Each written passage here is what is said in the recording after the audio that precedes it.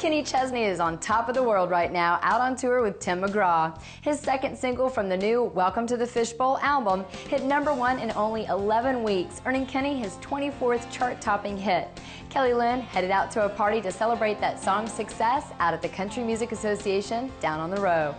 We're celebrating a #1 today. I'm here with Shane McAnally, the co-writer on Come Over for Mr. Kenny Chesney. How are you? I'm great. Really excited. Now, this is, I mean, you have been on a roll. You're writing, you're producing, things are going great for you. Yeah. Does it get old? I mean, this is the third #1. I've seen you like a lot in the last 3 months. You know, I waited 17 years since I first came to Nashville for the first #1, so even though they're happening so fast, it feels like it's retroactive for a lot of years of hard work, so I'm just excited. Of course not, it doesn't get old at all. Absolutely. Now, to find out that Kenny was going to record your song, what was your first, I mean, how did that all go down, and how were you when you heard that it's going to make it? And you know, it does take a near miracle through all the songs they hear and the songs they write, and then to get into the top 12 of the things that are actually going to make the record, and then to find out that you're going to be a single, and the single actually came out before the record did, and so that's always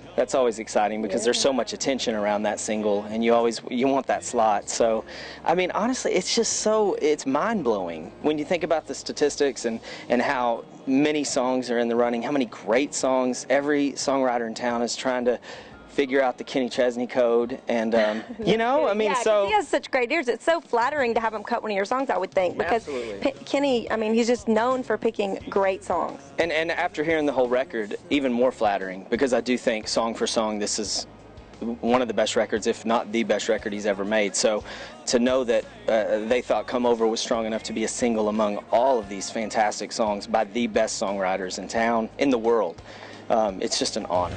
I told you I wouldn't call, I told you I wouldn't care, but baby, climbing the walls gets me nowhere.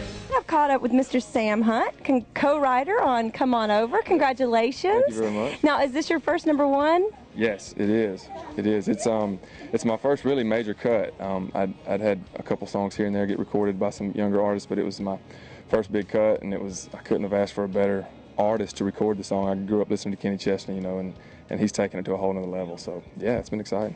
Now, did you get to meet Kenny after he had cut it or recorded it? Yeah, I flew out to Denver. I guess it's been 3 weeks now, and saw the show and watched the whole thing. Jake and Grace Potter and Tim McGraw and Kenny. So yeah, I got to catch up with him afterwards, and he's a super nice guy and really appreciative, and he's just an all-around great guy. He's a great artist, and he's done a great job with the song. Come over, come over, come over, come over, come over. What were you guys thinking when you got together that day, and was this the first time that you had all written together? I think we had written one other song, the three of us, and honestly, the song happened really organically. Nobody had the title. Nobody had any pieces of it. We just started kind of writing. Sam had a melody for a verse, and we were working on that for a while and had this phrasing, and we just were, you know, kind of messing around with the same chords, seeing how many different melodies we could put over it, and eventually stumbled onto the idea of the song being about two people that aren't together but want to be together. And I think Shane might have suggested the title Come Over, and sort of in the process of writing, Sam at some point had done the come over, come over, come over. So and we were, hooky. I know, and we thought that's the hook of the song, and so it just kind of happened organically. So there wasn't a particular person or any of you guys that are in a relationship that song came out of, I guess? Not that I know. Not that you talked about? Not that I'm allowed to say, yeah. I hear you. So talk a little bit about your journey, because this is your first #1. How long have you been in Nashville? I mean, was it easy to get that first cut, or? No. I actually moved to Nashville in 1998, so I've been here 14 years.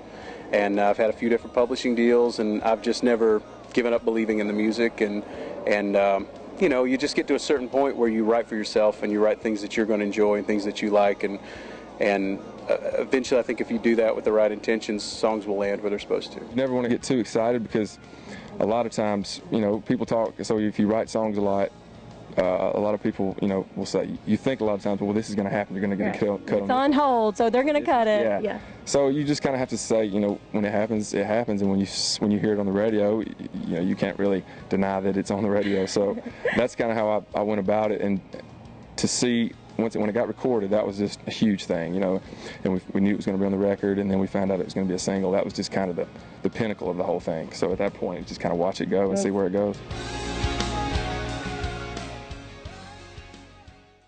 That's not all we have on this week's Inside Music Row. We've got lots more ahead, including a celebration with Dolly Parton when we come back. Don't go away.